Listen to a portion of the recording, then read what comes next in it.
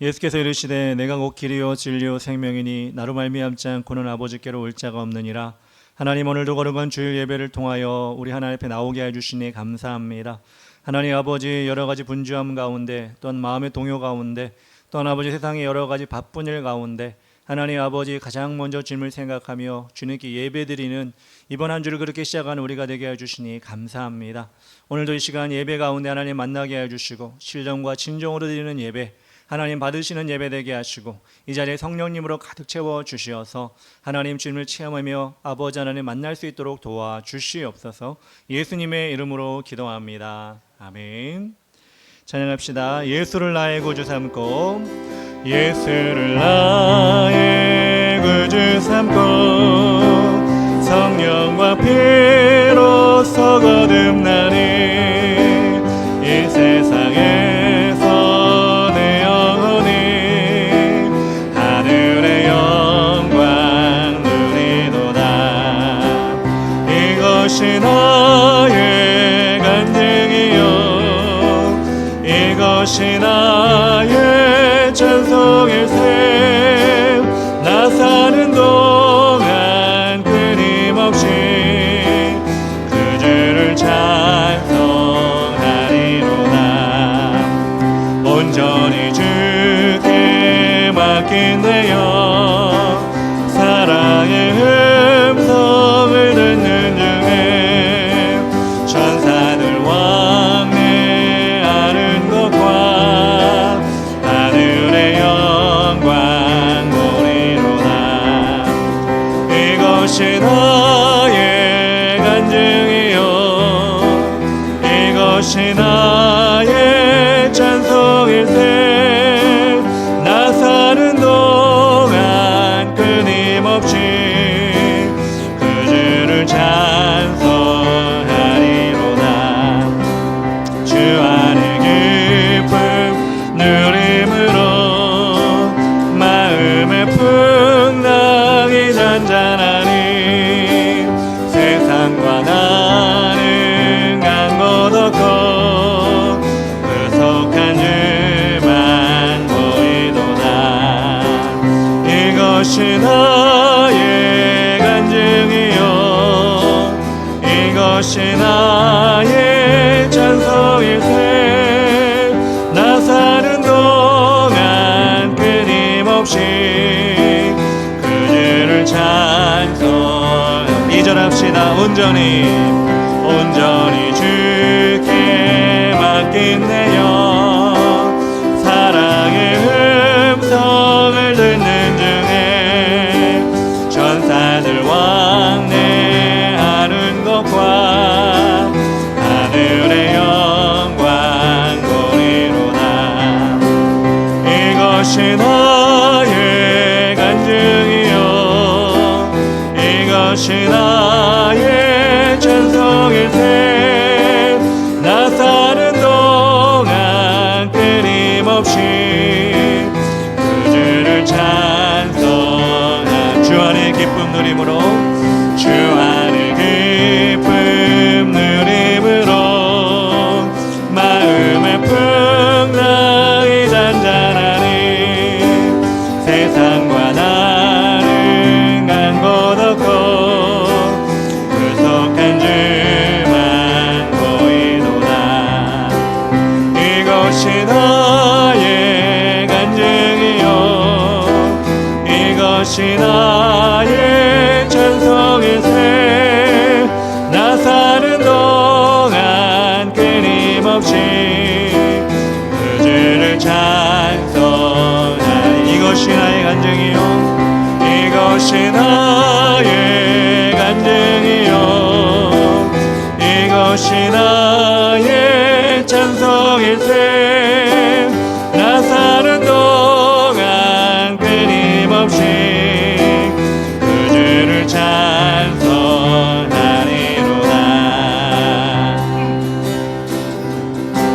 저 높은 하늘 위로, 저 높은 하늘 위로 맑은 태양 떠오르듯이 나 주저앉지 않으리.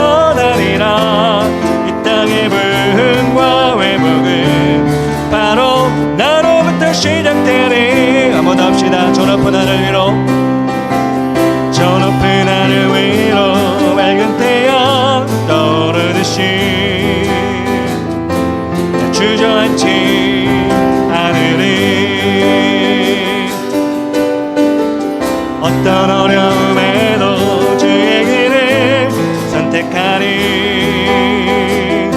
빛 가운데로 걸으리. 주님을 크게 보내 믿음 가지고 세상에 나타내리라 놀라운 주의 사랑을.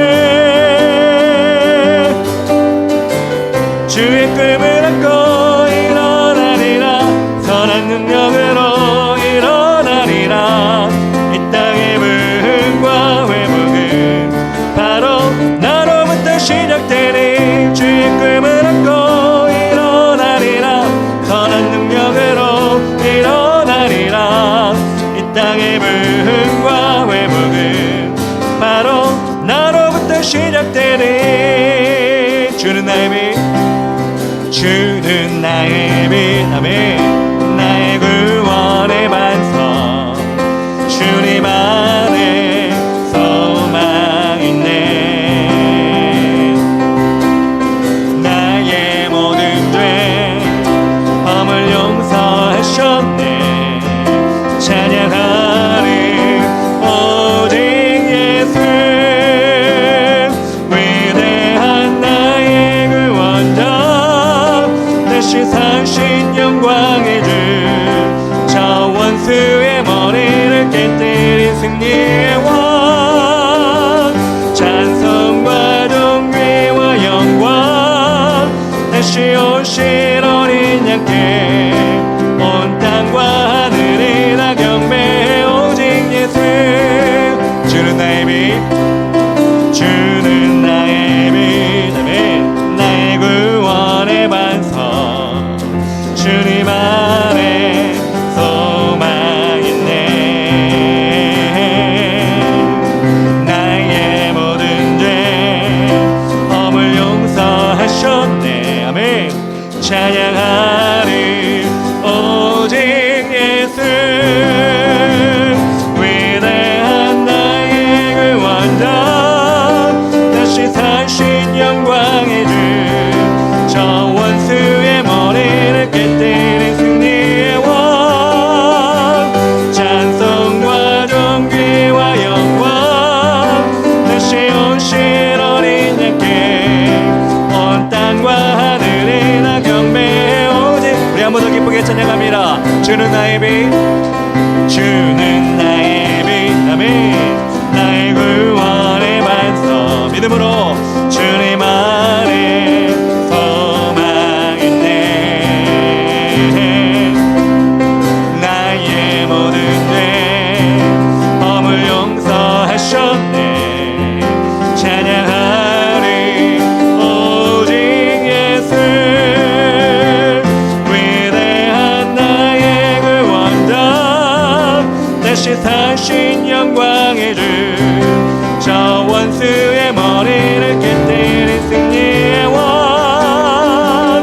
찬송과 존귀와 영광 다시 오실 어린 양께 온 땅과 하늘이 다 경배해 오직 예수. 두려움 전혀 없네. 두려움 전혀 없네. 나의 힘과 능력 되신 주.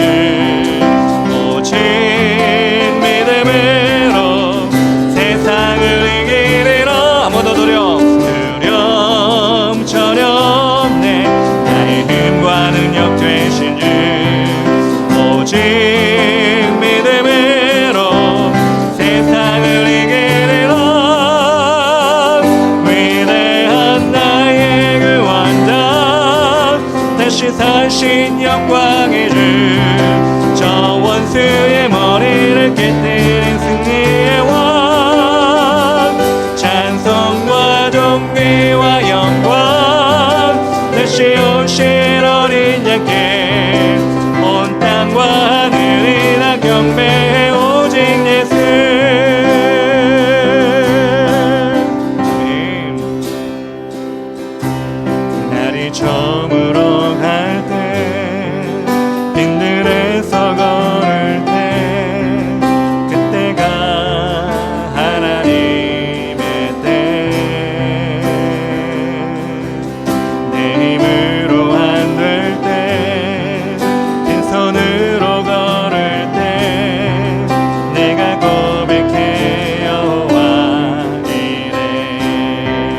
주가 일하시네 주가 일하시네 주가 일하시네 주께 아끼지 않는 자에게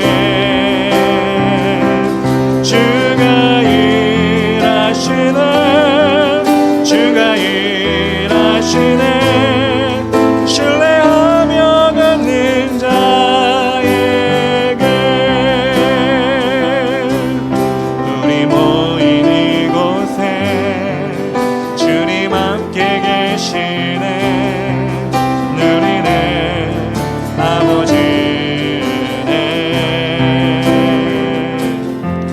적은 떡과 물고기 내 모든 걸 드릴 때 모두 고백해 여호와 이래 주가 일하시네 주가 일하시네 주가 일하시네 주께 아끼지 않는 자에게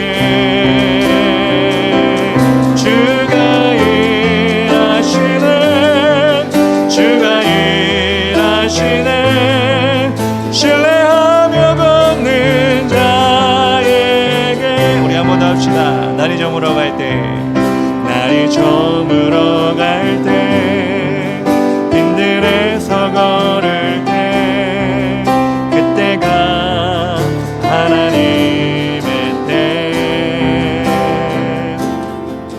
내 힘으로 안 될 때 빈손으로 걸을 때 내가 고백해 여호와 이래 아멘 주가 일하시네 주가 일하시네 주께 아끼지 않는 자에게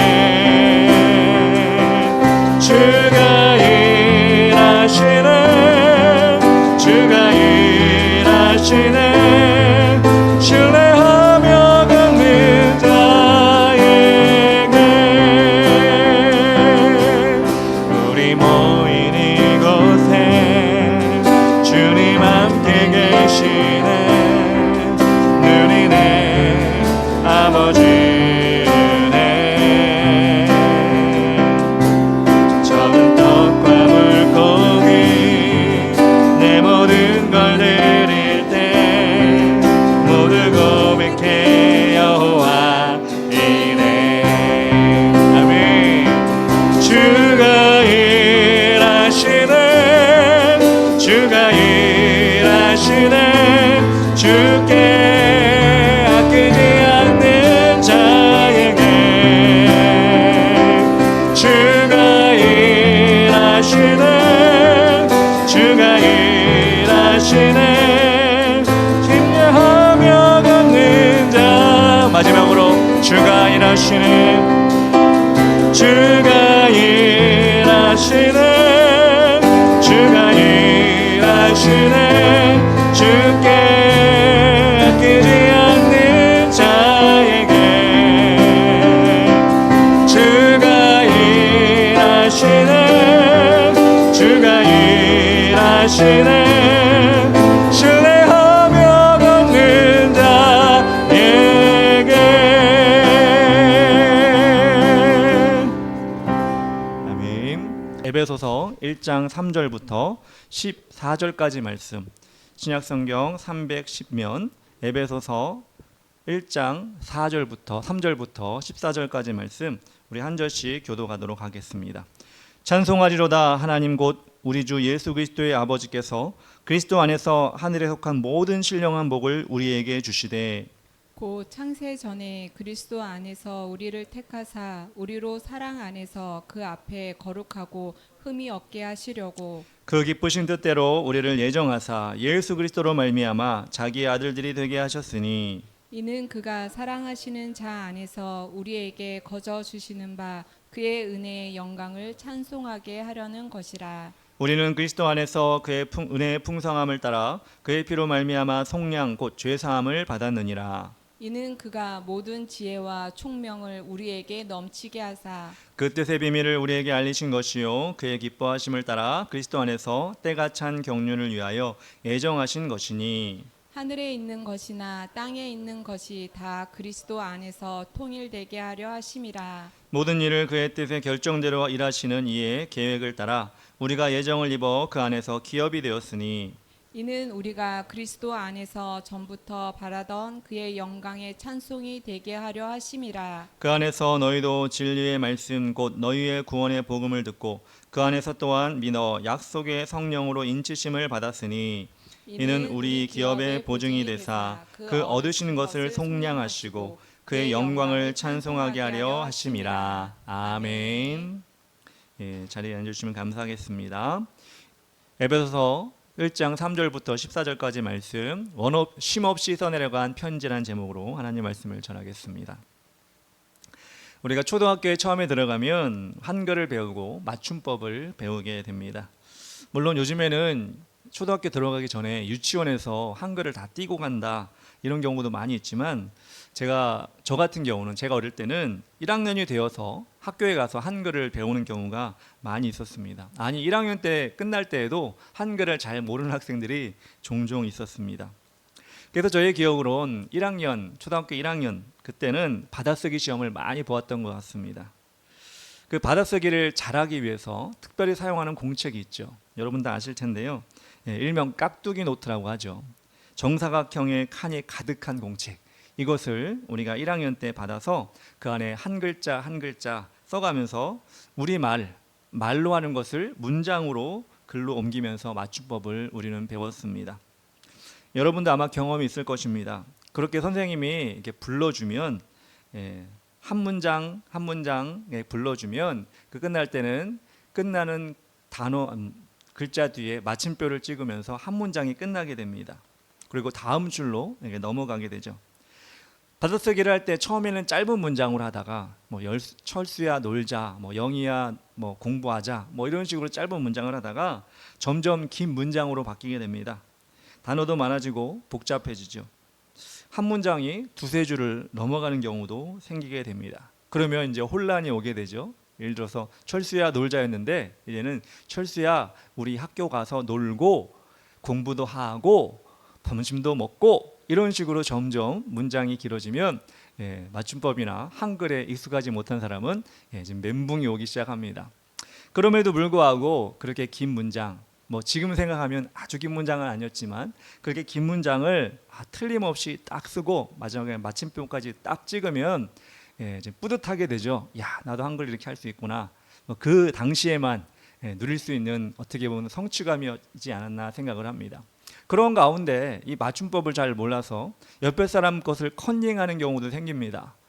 받아쓰기 때도 생깁니다. 그래서 우리가 늘 자주 인용하는 그런 문장 있잖아요. 아버지가 방에 들어가신다. 이거를 한 친구가 잘 썼어요. 빈 공간까지 띄어쓰기 해서 잘 썼어요. 그런데 옆에 친구는 그거를 다 못 쓰다 보니까 따라하다 볼 때 아버지 가가 아니라 아버지 가방에 들어가신다 이런 식으로 띄어쓰기를 잘못해가지고 전혀 다른 문장이 돼서 틀리는 경우가 생기죠. 글자도 다 맞았는데 왜 틀립니까? 그러면 선생님이 야 띄어쓰기가 틀렸잖아요. 전혀 다른 문장이 되었다 이렇게 가르쳐 줍니다. 아주 기초적인 우리 예를 드는 문장이었는데요. 이처럼 우리가 맞춤법이나 또는 한글이나 이런 것들 문장을 공부하는 이유는 무엇일까요? 여러분 잘 아실 겁니다. 이것을 할 줄 알아야 여러분이 책을 통해서 지식을 얻을 수가 있습니다. 한글을 모르면, 맞춤법을 모르면, 띄어쓰기를 모르면 책을 읽어도 그 책이 내 것이 될 수가 없습니다. 그래서 여러분들은 그 과정을 잘 뛰어넘어서 지금 책도 보시고 여러 가지 정보를 글로 통해 얻게 되었을 것이라고 생각을 합니다. 그래서 오늘 우리가 읽었던 성경 말씀도 여러분이 쉼없이 막힘없이 잘 읽어주셨습니다. 여러분 이 성경 말씀 에베소서 1장 3절에서 14절 말씀 좀 긴 말씀이었는데요. 여러분 잘 이해가 되셨습니까? 처음 보니까 뭐가 이해가 되냐 이런 생각할 텐데 맞습니다. 처음 보는 문장은 우리가 쉽게 이해할 수가 없습니다. 근데 여러분, 제가 오늘 특별하게 이 맞춤법까지 얘기하면서 문장을 마침하는 마치편까지 얘기하면서 여러분에게 오늘 말씀에 대해서 이야기하는 이유는 무엇이냐? 오늘 우리가 에베소서 1장 3절에서 14절까지 읽은 이 부분이 신약 성경 가운데 가장 긴 문장입니다.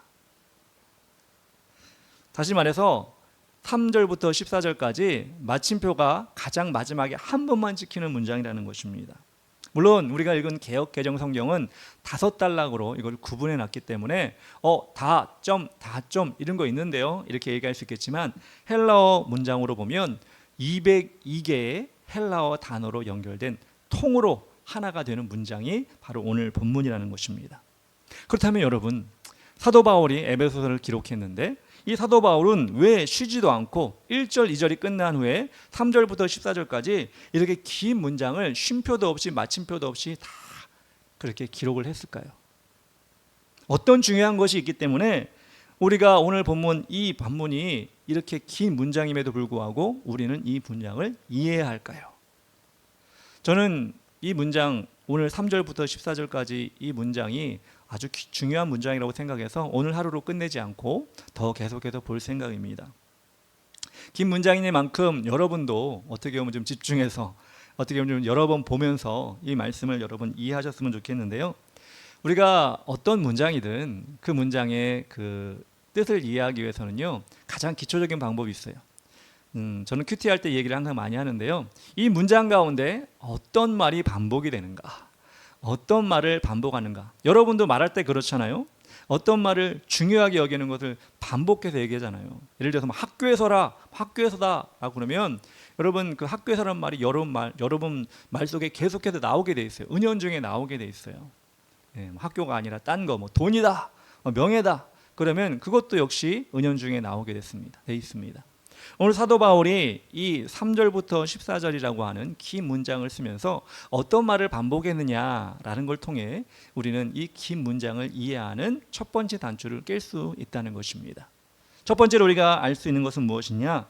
우리를 구원하신 하나님을 찬양합시다라는 것입니다. 우리를 구원하신 하나님을 찬양해야 한다는 것입니다. 오늘 우리가 본문에서 볼 수 있는 자주 볼 수 있는 표현이 무엇이냐? 그분의 영광을 찬양하다라는 것입니다. 6절에 그의 은혜의 영광을 찬송하게 하려는 것이라, 12절에 그의 영광의 찬송이 되게 하려 하심이라, 14절에 그의 영광을 찬송하게 하려 하심이라, 이렇게 3절의 마지막 부분이 나오고 있습니다. 그리고 우리가 오늘 본 말씀 3절 초반절에 이렇게 나옵니다. 찬송하리로다 하나님 곧 우리 주 예수 그리스도의 아버지께서 그리스도 안에서 하늘에 속한 모든 신령한 복을 우리에게 주시되, 이렇게 찬송하리로다 라고 시작이 됩니다. 하나님의 구원의 은혜를 찬미하는 문장의 특성, 찬송하리로다 라고 시작하는 그 문장의 형식을 우리는 히브리어에서 비롯된 베라카 양식이라고 합니다. 베라카 양식. 여러분 성경을 읽어보신 분 알 텐데요, 구약에도 이런 형식으로 쓰여진 문장이 많이 있습니다. 특별히 시편에 많이 있습니다. 신약의 바울 서신 가운데서도요, 오늘 우리가 본 에베소서 말씀도 있지만 고린도후서 1장에도 나오고요, 또 다른 사도였던 베드로전서 1장 3절에도 이 베라카 양식, 찬송하리로다, 이런 식으로 말씀을 시작하는 경우가 있습니다. 이 하나님을 찬양하는 것, 하나님을 높여드리는 것, 이것이 사도 바울의 신앙 고백이기도 하고 함께 신앙생활하는 그 사람들, 에베소 교인들에게 당부하는 그런 고백이 되기도 하기 때문에 사도 바울은 찬송하리로다 이렇게 시작하고 있는 것입니다. 우리는 이 세상을 살아가면서 세상의 문화를 찬양할 때 많이 있죠. 이야, 이런 것까지 우리가 볼 수 있구나. 세상의 발전된 모습을 우리는 찬양할 때가 있습니다. 야, 세상 좋아졌어. 야, 정말 살만해졌어. 주위 사람들의 행동을 보고 그들의 모습을 보고 찬양할 때 있습니다. 엊그제 우리 축구가 지났잖아요. 야, 역시 축구 선수들 대단해. 야, 그 이강인, 손흥민, 야, 역시 플레이가 대단해. 여러분, 이렇게 찬양할 때가 있죠. 근데 정작 우리 마음 가운데 하나님을 정말 날마다 찬양하고 살고 계십니까? 물론 발전된 문화라 우리가 누리는 편리한 삶들, 또 뭔가를 열심히 해서 얻어가지고 그것을 빛을 내는 사람들을 우리는 찬양할 수 있지만, 그것은 사실 어떻게 보면 우리와 깊은 관계는 없을 때가 있습니다. 근데 우리 아주 깊은 관계, 우리를 구원하시고 우리를 하나님의 자녀 삼아 주시고 예수 그리스도를 구세주로 우리를 구원하신 그 사실을 베풀어 주신 우리 하나님을 찬양하고 있습니까? 어떻게 보면 이 세상에서 누리는 것보다 훨씬 더 큰 것을 예비하신 그 하나님, 우린 육신의 눈에 보이지 않는다고 그 하나님을 잊어버리고 하나님을 찬양하는 것을 우리는 등한시하고 있지 않은지 우리는 돌아봐야 합니다. 단지 기분이 좋아서 흥얼거리는 찬양, 그런 것이 아니라 우리에게 완전한 신분의 변화, 영원한 천국이라는 소망을 주신 하나님, 그리고 그 하나님과 동행하는 삶, 그렇게 하나님이 우리를 이끌어 가시는 삶을 우리는 찬양할 때 우리 안에 기쁨이 넘쳐나고 은혜가 넘쳐난다는 것입니다. 혹시라도 여러분 그런 찬양이 사라졌습니까? 찬양을 일주일 지나도 한 번도 찬양을 해본 적이 없고, 아니 음악이 아닌 찬양이 알아 할지라도 하나님 감사합니다, 하나님 높여드립니다, 여러분 마음 심령 가운데 그렇게 고백하고 살아가는 것을 잃어버리진 않았는지 우리는 돌아보기를 원합니다. 지난번에 에베소서에 처음 저희가 말씀을 시작할 때 에베소서는 바울이 로마 감옥에서 옥중서신으로 썼다 이렇게 말씀을 드렸습니다. 그런데 여러분 지난주 말씀을 기억하시면 그 감옥에서 썼음에도 불구하고 은혜가 평강이 있었고 그것들을 에베소 성도들에게 전했다고 말씀드렸습니다. 우리가 살고 있는 삶보다 훨씬 더 치열하고 훨씬 더 열악한 상황 가운데 있었던 사도 바울, 그 사도 바울은 하나님의 은혜와 하나님의 평강을 잃어버리지 않고 이렇게 고백했는데 우리는 얼마나 우리가 누리고 있는 하나님의 은혜가 큼에도 불구하고 이렇게 우리 입술에는 마른 세상 것이 가득 찬 그런 모습으로 살아가고 있는지, 여러분 이곳에 계신 분들은 안 그러 계시겠지만 그런 사람들, 그런 성도라고 하는 사람들이 참 많이 있다는 것을 우리는 알고 있습니다. 우리 구약 성경을 보면 남유다의 여호사밧 왕이 나옵니다. 그 왕의 승리를 여러분 기억하실 것입니다. 모압과 암몬의 군대가, 수많은 군대가 남유다를 점령하려고 닥쳐왔을 때 이 여호사밧 왕은 하나님께 기도했습니다. 하나님, 우리가 어떻게 저들을 이길 수 있습니까? 우리는 군대도 적고 무기도 적은데 어떻게 이길 수 있습니까? 그럴 때 하나님께서 여호사밧 왕에게 전략을 주셨습니다. 하나님 명령하셨습니다. 어떻게 하라고? 찬양대를 세워라. 어디다 세웁니까? 군대보다 앞에 세워라. 상식적인 생각으로는 말이 안 되죠. 군대 조금이라도 싸울 준비가 되어 있는 사람들을 세우고 그 다음에 그 옆에다가 응원하는 마음으로 찬양대를 세우는 게 맞는 이야기인데, 하나님은 그 세상에 그 사람의 지략을 뛰어넘어 군대보다 앞에 찬양대를 세워라 말씀하셨습니다. 그리고 전쟁에 나갈 때 찬양을 하여라 이렇게 말씀하셨습니다. 그 찬양대가 누구를 찬양했을까요? 여호사밧 왕을 찬양했을까요? 잘 짜여진 군대를 찬양했을까요? 아니요, 하나님의 이름만 찬양했습니다. 하나님의 이름만 높였습니다. 그렇게 가장 앞에서 하나님을 찬양했을 때 하나님은 군대를 사용하지 않으시고 남유다의 군대를 사용하지 않으시고 이방신을 믿었던 모압과 암몬의 군대들을 다 물리쳐 주셨습니다. 이런 찬양의 능력, 여러분 삶 가운데서 여러분이 전쟁을 하는 사람은 아니지만 여러분이 어떤 피 흘리고 여러분 여러 가지 격하게 그렇게 여러분 쟁취해야 될 것이 있지 않은 물리적으로 육체적으로 그런 삶이라 할지라도 여러분 마음 심령 가운데 다가오는 그런 영적인 싸움들, 세상의 여러 가지 장애물들과 이겨야 되는 여러분 그 모든 일들 가운데 하나님의 찬양을 가장 먼저 하나님께 올려드렸으면 좋겠습니다. 왜? 이건 검증된 싸움 방법이기 때문에 그렇습니다. 하나님이 우리에게 알려주신, 구약에서 알려주신, 그리고 신약에서도 알려주신 그 하나님의 싸움의 방법이기 때문에 저는 여러분들이 그렇게 하나님을 찬양하는 입술을 날마다 그렇게 하나님께 보여드렸으면 좋겠습니다. 그렇게 우리가 선포할 때 우리 하나님께서 일하여 주십니다. 내가 일하는 게 아니라 하나님이 일하여 주신다. 여러분 그걸 체험한 사람들은요 정말 날마다 찬양이 넘치는 것을 보게 됩니다. 제가 뉴스를 보니까 어제 서울시에서 동성애와 소수성애를 지향하는 사람들이 자신들의 정체성을 나타내고자 그것을 자랑하고자 하는 퀴어 축제를 열었다는 얘기를 뉴스를 통해 보았습니다. 시청 앞에서 했다고 하더군요. 저는 몰랐어요. 예전 같으면 그런 걸 좀 미리 알아가지고 광원 교회 다니던 교회 청년들과 함께 가서 기도도 하고 막 이렇게 했었을 텐데, 어제는 제가 뉴스를 저녁에 끝나고 나서 그들의 모습을 뉴스에서 보여줘서 알게 되었습니다. 많은 기독교인들이 또 그 자리에 가가지고 반대 집회도 열고 기도회도 열고 집회를 열었던 것을 또한 뉴스가 알려주었습니다. 근데 어제 저녁엔 또 기독교 방송을 보는데요, 한 6시 넘어서인가요? 기독교 방송을 보는데 그 시청 앞에서 실황을 중계하는 기독교 방송을 봤어요. 그게 무엇이냐, 기독학생 연합 집회라고 하는 것을 그 시청 앞에서 하고 있는 것을 기독교 방송이 중계를 해주더라고요. 그래서 찬양 인도자가 나와서, 찬양팀이 나와서 찬양으로 인도하고, 거기에 모여있는 수천의 청년들이, 수천의 학생들이 찬양을 같이 따라하면서 하나님께 영광 돌리는 모습을 보았습니다. 다른 때는 그렇게 저녁에 따로 집회를 안 했던 것 같아요.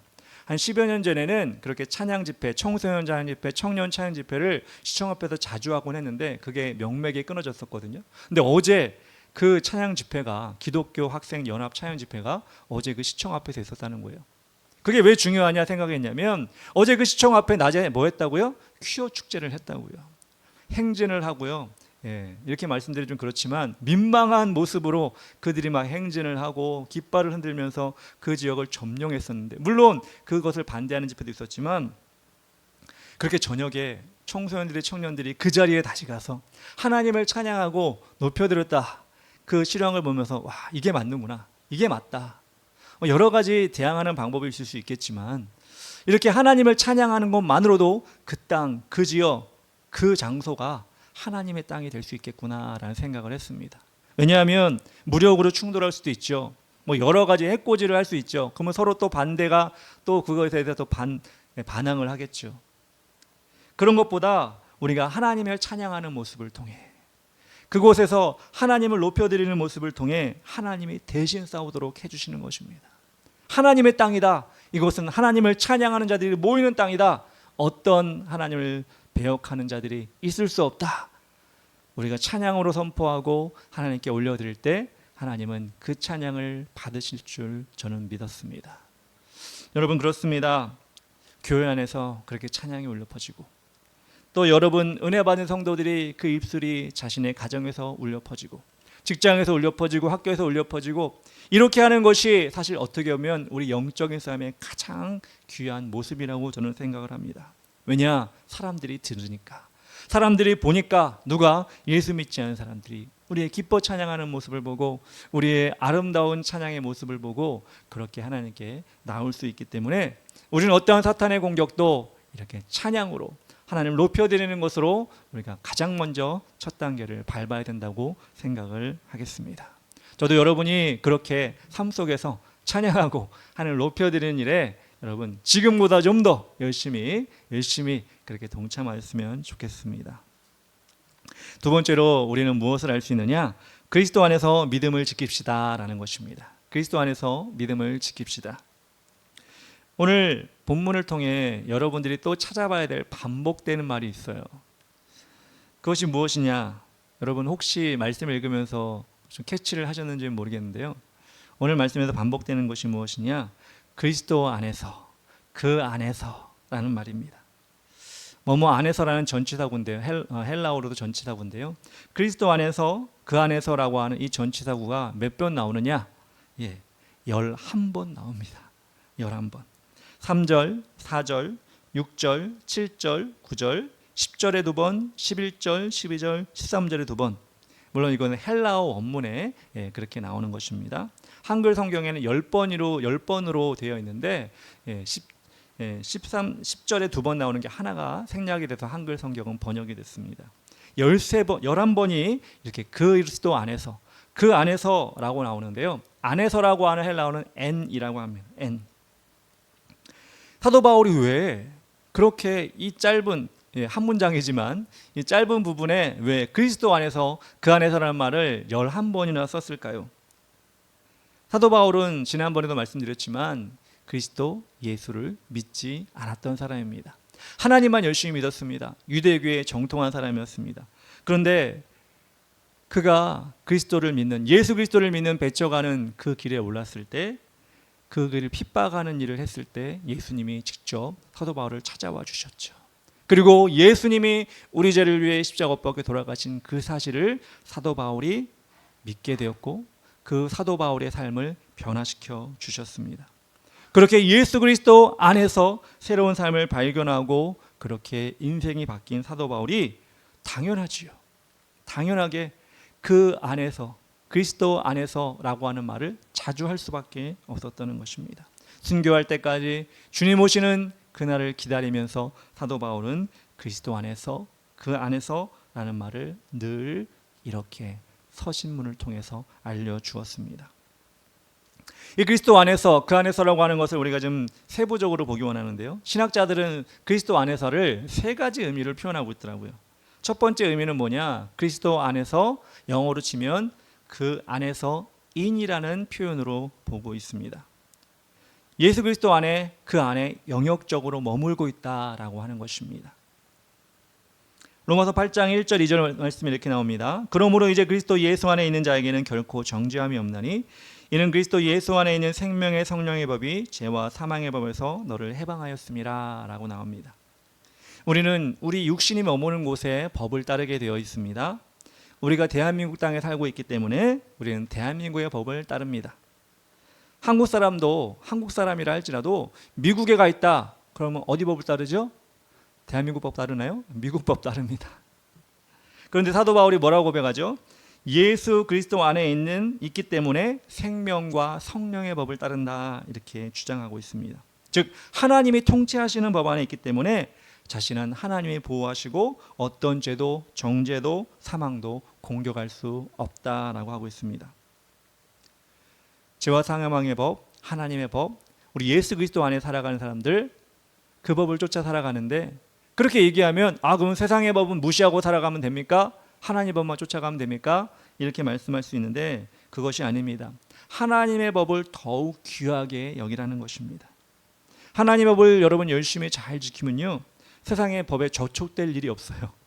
하나님의 법 지키다가 세상의 법에 여러분 반대가 돼가지고 저는 감옥에 갔습니다 이런 분 한 번도 본 적이 없어요.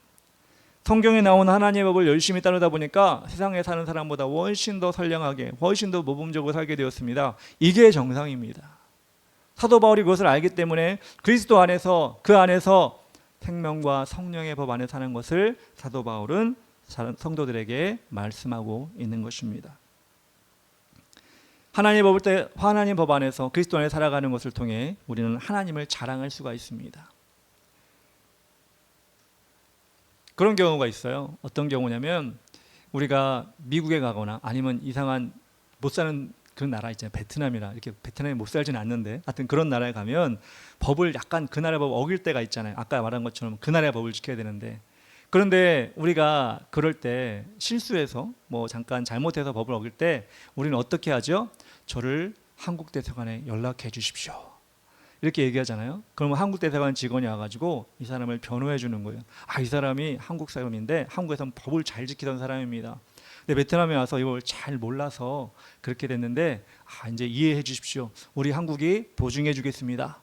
이렇게 얘기를 하잖아요. 여러분 경험해 보신 적 없죠? 법을 어겨보신 적이 없기 때문에 그렇게 합니다. 예, 그렇게 한다고 저도 들었습니다. 이게 무엇을 얘기하죠? 우리가 세상에 나가서 비록 세상의 법 실수해서 잘못해서 그렇게 우리가 어려움을 처할 수 있고 그렇게 우리가 낭패를 당할 수 있습니다. 잘못한 거죠. 근데 우리 하나님께서 뭐라고 그러죠? 하나님 법 안에 있는 자, 누구에게 구해야 되죠? 하나님께 구하는 겁니다. 의도적으로 나는 세상의 법을 어겨가지고 사기칠 거야, 범죄를 저지를 거야, 뭐 그런 거는 우리가 어찌할 수 없지만 실수해서 잠깐 잘못해서 그런 경우 우리 어떻게 하죠? 하나님 용서해 주십시오. 하나님 인도해 주십시오. 우리는 하나님께 구하는 거예요. 사기쳐놓고 하나님 구해 주십시오, 뭐 누구 죽여놓고 하나님 구해 주십시오, 이건 아닌데 하나님, 우리가 하나님의 자녀인데 실수했습니다, 연약했습니다, 우리 하나님 법 안에 다시 머물길 원합니다. 이렇게 우리가 그분 안에서, 그 안에서 살아가는 방법을 우리는 하나님 교회 안에서, 하나님의 말씀 안에서 우리는 살아갈 수 있다는 것입니다. 두 번째로 그리스도 안에서의 의미가 무엇이냐? 함께라는 의미입니다. 영어로 with라고 하죠. 그리스도 안에서 함께 살아가는 것이 그리스도 안에서입니다. 갈라디아서 2장 20절 상반절에 이렇게 나옵니다. 내가 그리스도와 함께 십자가에 못 박혔나니 그런즉 이제는 내가 사는 것이 아니요 오직 내 안에 그리스도께서 사시는 것이라. 바울은 기쁠 때나 고난을 당할 때나 예수 그리스도와 함께 하고 있다고 고백을 했습니다. 그것은 주문이 아니에요. 나 하는 거 함께 하고 있어. 난 주님과 함께 하고 있어. 아, 100번 외쳐야지. 이게 아니라 정말 심령 가운데 하나님이 함께 하신 것을 체험했다는 거예요. 그리고 자신의 정체성, 나는 예수님과 함께하는 사람이야.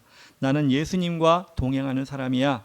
라고 그 마음에 품었을 때 어떤 고난도 어떤 어려움도 사도 바울은 이겨나갈 수 있었다는 것입니다. 고린도후서 5장 17절 우리 다 아는 말씀인데 한번 같이 고백해 볼까요? 시작. 그런즉 누구든지 그리스도 안에 있으면 새로운 피조물이라 이전 것은 지나갔으니 보라 새 것이 되었도다. 여기도 그리스도 안에 나오죠.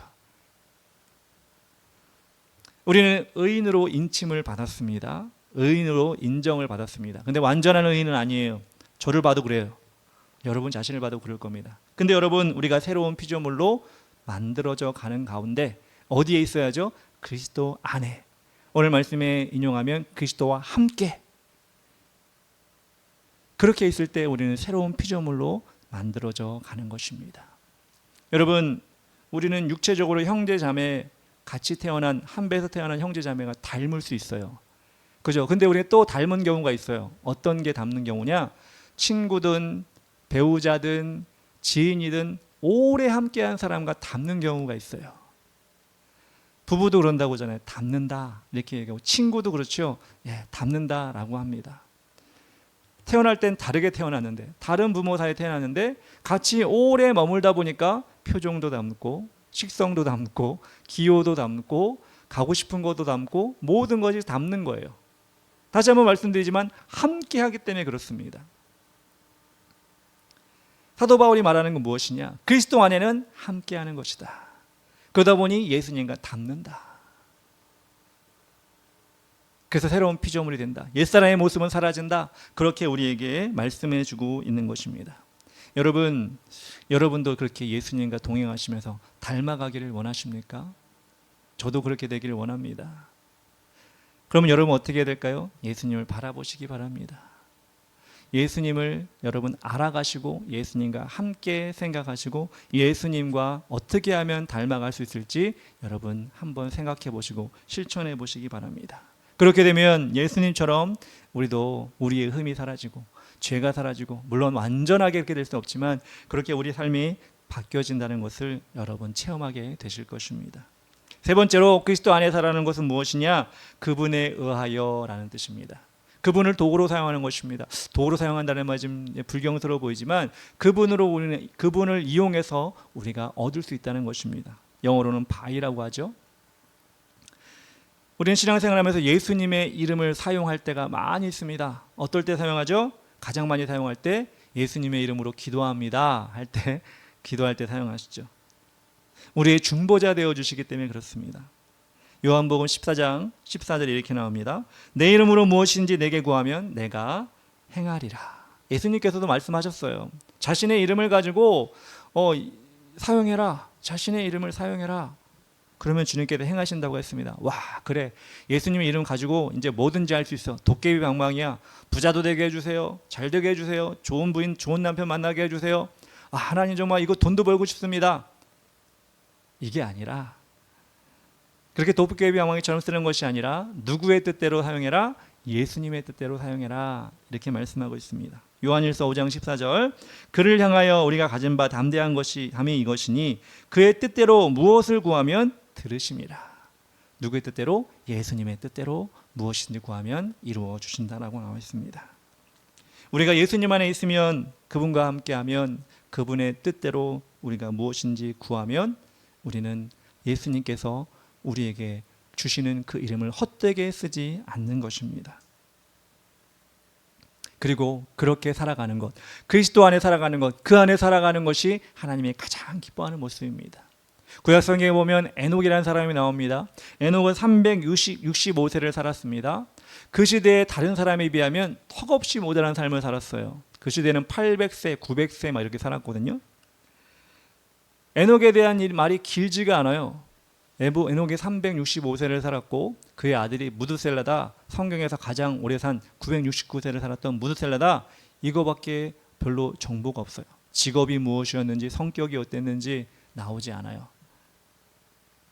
그런데 그의 삶을 나타내는 중요한 단서가 있는 한 구절이 나옵니다. 그것이 무엇이냐? 창세기 5장 24절에 에녹이 하나님과 동행하더니 하나님이 그를 데려가심으로 세상에 있지 아니하였더라. 하나님과 동행했다. 이렇게 나옵니다. 이걸 다시 말씀드리면 하나님 안에서 하나님과 함께 하나님의 이름을 사용해서 에녹은 세상을 살았다는 것입니다. 그렇게 세상을 살았을 때 하나님은 에녹을 남들처럼 800세, 900세 이렇게 오래 세상에 살게 한 것이 아니라 에녹이 죽었다는 것이 아니라 365세를 살고 하나님이 직접 하늘로 데려가셨다라고 우리는 판단을 하고 있습니다. 사도 바울이 특별히 애정을 가졌던 에베소 교회 성도들에게 그리고 그 주변 지역에 있는 믿음의 사람들에게 당부했던 그리스도 안에서의 삶, 여러분 삶에도 적용하셨으면 좋겠습니다. 하루를 살며 한 주를 살며 우리가 예수 안에 머물러 있는지를 점검하고 그렇게 어떻게 하면 예수 그리스도 안에 머물러야 하는지를 방법을 우리는 찾아내는 것이 신앙의 삶입니다. 책을 볼 때 어떤 사람은 이렇게 넘겨서 보는 사람이 있고요. 어떤 사람은 글자 하나하나 토시토시 하나하나 다 보는 사람이 있습니다. 장단점이 다 있겠죠. 어떤 사람은 그렇게 봐서 여러 권의 책을 볼 수 있고 어떤 사람은 한 책을 자세히 볼 수 있을 것입니다. 근데 여러분, 저는 여러분에게 성경 말씀에 대해서는 이렇게 구하고 싶어요. 자세히 보시기 바랍니다. 하나님 말씀을 자세히 보시고 마침표, 쉼표, 띄어쓰기가 어떻게 되는지 자세히 보시면서 그 당시의 성도들이 지난주에도 말씀드린 것처럼 에베소 지역에 있던 성도들이 성경이 너무 귀해서 우리 집까지 차례가 안 오니 교회 가서 보고 외우고 하는 그런 열심을 가지고 성경을 토시토시 하나 봐서 그렇게 믿음을 지켜나갔던 것처럼 저는 여러분에게도 그렇게 하나님께서 주신 말씀을 귀하게 여기고 은혜 안에 살아가는 여러분 되었으면 좋겠습니다. 제가 처음에 말씀드린 것처럼 받아쓰기를 할 때 한글에 한 문장 한 문장, 한 글자 한 글자, 우리는 그렇게 받아쓰기를 할 때마다 잘했을 때 100점을 맞았을 때 내가 이 문장을 이제는 쓸 줄 아는구나, 이 단어를 쓸 줄 아는구나. 그렇잖아요 여러분. 담다 같은 거, 싫다 같은 거, 밑에 자음 2개 붙는 거 이런 거 우리가 어릴 때는 모르잖아요. 그냥 말대로 막 쓰잖아요. 근데 그렇게 받아쓰기를 하다 보면 이런 단어를 내가 쓸 줄 아는구나, 그리고 어느 책에서 봐도 그게 맞다 틀리다 이 의미를 기억하게 되잖아요. 이게 성장이거든요. 여러분 성장 그렇게 하셔서 지금 책을 잘 보고 어떤 문장이든 이해를 하시잖아요. 마찬가지로 여러분 이 성경 말씀을 여러분들이 그렇게 믿음의 성장의 도구로 사용하셨으면 좋겠어요. 그렇게 자세히 내가 이 말씀도 하나님께 알게 됐구나, 이 말씀도 하나님께 나에게 알려주셨구나, 그렇게 여러분 성경을 자세히 보셨으면 좋겠어요. 어떤 사람은 헬라어도 봐야 되고 히브리어도 봐야 되고 저는 그렇게까지 바라지 않습니다. 잘 번역된 성경 열심히 보면 됩니다. 특별히 여러분 오늘 여러분에게 준 아주 귀한 지식이 하나 있잖아요. 에베소서 1장 3절부터 4절까지는 한 문장이야. 어떤 문장? 신약 성경에서 가장 긴 한 문장이야. 이거 여러분 잘 모릅니다. 웬만한 사람들. 성경에서 제일 긴 문장의 부분이 어딘지 알아? 그러면 헬라어에서 그러면 사람들 그게 뭐야? 그렇게 얘기할 텐데 여러분 이거 하나 오늘 배웠잖아요. 딴 것도 여러분 배웠지만 이런 식으로 여러분들이 성경 한 부분 한 부분 여러분이 배워야 될 부분들을 하나님이 가르쳐 주시면 내가 이걸 또 익히겠습니다. 이걸 통해 내가 하나님께 옆에드리겠습니다. 이걸 통해 내 신앙에 성장하겠습니다. 여러분 그렇게 여러분들을 믿음을 발전시켜 나갔으면 좋겠습니다. 이번 한 주간 이 오늘 본문 다음 주도 또 설교를 할 텐데요. 이걸 한 번 더 열심히 보시고요. 찬양도 하시고요.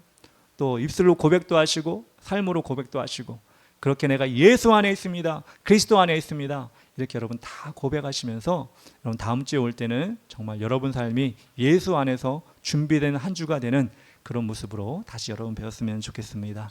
이 시간 다 같이 찬양하며 기도하기 원합니다. 예수 안에서 나가 찬양합시다.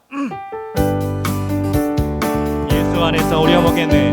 예수 안에서 우리 화목했네. 아멘. 예수 안에서 우리 화목했네. 하나님의 영광 함께 누릴 소망 있네. 할렐루야. 예수 안에서 우리 화목했네. 우리 예수 안에 기뻐하네. 예수 안에서 우리 기뻐하네. 예수 안에서 우리 기뻐하네. 하나님의 영광 함께 누릴 소망 있네. 할렐루야. 예수 안에서 우리 기뻐하네. 사랑하네. 예수 안에서 우리 사랑하네. 예수 안에서 우리 사랑하네. 하나님의 영광 함께 누릴 소망 있네. 할렐루야. 예수 안에서 우리 사랑하네.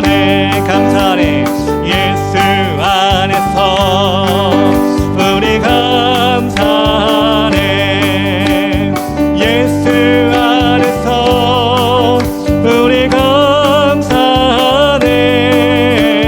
하나님의 영광 함께 누릴 소망 있네. 할렐루야. 예수 안에서 우리 감사하네. 아멘. 우리 시간 다 같이 기도하며 나가기 원합니다. 하나님, 오늘 우리가 본문 말씀을 통하여서 사도 바울이 찬송하리로다 라고 시작했습니다. 그들은 감옥에 있었고 어려운 힘든 상황이 있었지만 사도 바울은 은혜와 평강을 잊지 않았으며 하나님을 찬양하는 것을 기쁘게 여겼습니다. 또 그가 고백하기를 그리스도 안에서, 그 안에서 정말 주님께서 주신 그 영예로운 아버지 하나님의 자리에 머물러 있고 그것을 피하지 않고 그것을 지킨 사람이었습니다. 우리 역시도 하나님, 우리가 이 세상을 살아가면서 그리스도 안에 살아가기 원합니다. 그 안에서 살아가기 원합니다. 우리가 지금까지 누리지 못했던 것을 그 안에서 누리고 그것을 체험할 수 있도록 도와주시고 세상 사람들에게 그것을 나타낼 수 있도록 인도하여 주시옵소서. 그러기에 한 주간을 보낼 때 우리 하나님께서 이 말씀을 기억하여 수 있게 해달라고 주의 이름으로 다 같이 기도하며 나아가겠습니다.